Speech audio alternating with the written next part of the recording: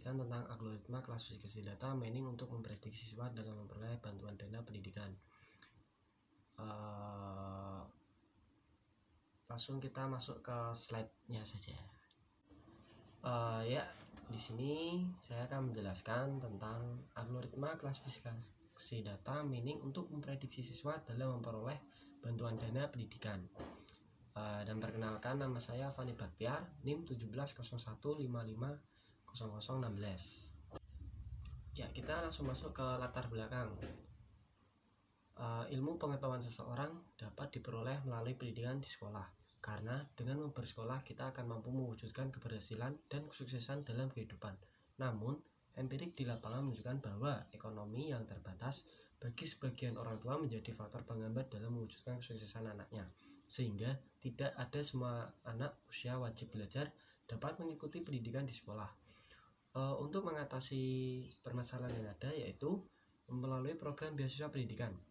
Nah, Yayasan Bina Bangsa Mandiri merupakan salah satu lembaga pendidikan dengan mempunyai 3 sekolah, yaitu SMP, SMA, dan SMK Bina Bangsa Mandiri, di mana sekolah ini mempunyai program bantuan dana pendidikan bagi siswa yang dianggap kurang mampu secara strata ekonomi, namun sudah tentu syarat dan ketentuan berlaku.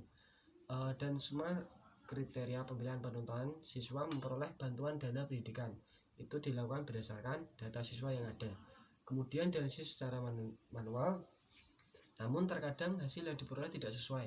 Dengan demikian, penelitian ini menulis menggunakan algoritma klasifikasi data mining, yaitu algoritma C4,5 untuk memprediksi siswa dalam memperoleh bantuan dan pendidikan.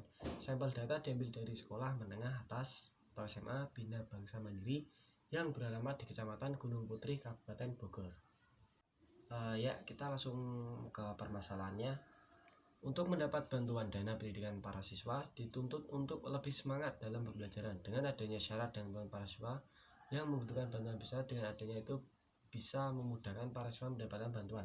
Dan semua kriteria pemilihan penuntutan siswa memperoleh bantuan dana pendidikan itu dilakukan berdasarkan data siswa yang ada, kemudian dianalisis secara manual, namun terkadang hasil yang tidak diperoleh tidak sesuai. Selanjutnya masuk ke metode penelitian. Klasifikasi merupakan metode supervised learning, metode yang mencoba menemukan hubungan antara atribut masukan dan atribut target. Tujuan klasifikasi untuk meningkatkan keandalan hasil yang diperoleh dari data. Penelitian digunakan adalah model penelitian eksperimen, bertujuan untuk melakukan prediksi siswa SMA Bina Bangsa Mandiri dalam memperoleh bantuan dana pendidikan dari sekolah berdasarkan nilai akurasi dan evaluasi pada algoritma klasifikasi data mining. Penelitian ini menekankan pada teori-teori yang sudah ada, dilandasi oleh kerangka pemikiran pemecahan masalah seperti pada gambar di sebelah. Menjelaskan tentang tahapan pemahaman penelitian, lalu ada pemahaman data, selanjutnya tahapan pengolahan data, tahapan pemodelan, tahapan evaluasi, dan tahapan penyajian. Di setiap tahapan ini memiliki tahap-tahapan lagi untuk menuju ke tahapan berikutnya. Penelitian ini dilakukan dengan menjalankan beberapa langkah proses penelitian, yaitu pengumpulan data, pengolahan data awal, pengukuran penelitian, analisa hasil penerapan algoritma. Selanjutnya, algoritma C4,5 salah satu metode klasifikasi yang digunakan, melibatkan konstruksi pohon keputusan, koleksi node keputusan.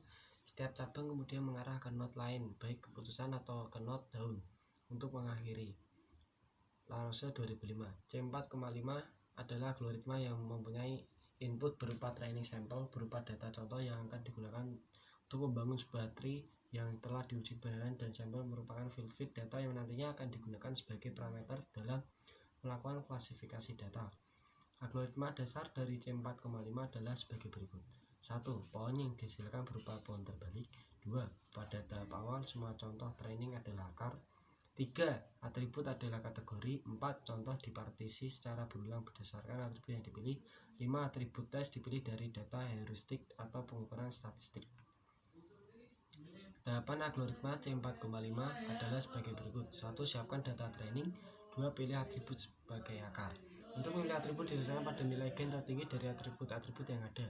Untuk mendapatkan nilai gen harus ditentukan terlebih dahulu nilai entropi. Rumus entropi, I entropis, P ini Pi NI sama dengan L kali log 2 PS sama dengan himpunan kasus, N sama dengan jumlah partisipasi, S P sama dengan proporsi dari C terhadap S, rumus gain S, A sama dengan entropi S, P SI SNI, entropi SI S, himpunan kasus A sama dengan atribut, N sama dengan jumlah partisipasi atribut, atau SI sama dengan jumlah kasus pada partisipi ke S, S sama dengan jumlah kasus dalam S. Selanjutnya masuk ke hasil dan pembahasan.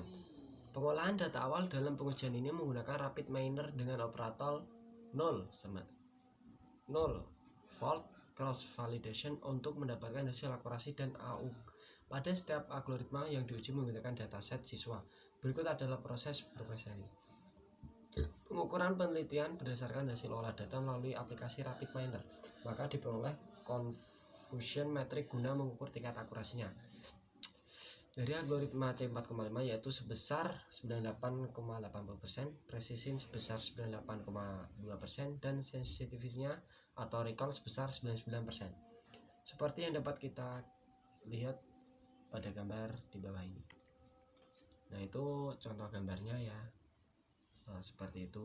Jadi nilai akurasi diperoleh dari rumus akurasi TP plus TN, TP plus FP plus TN plus VN akurasi 99 plus 122, 99 tambah 1 tambah 152 tambah 2 sama dengan 251, 254 sama dengan 0,9881.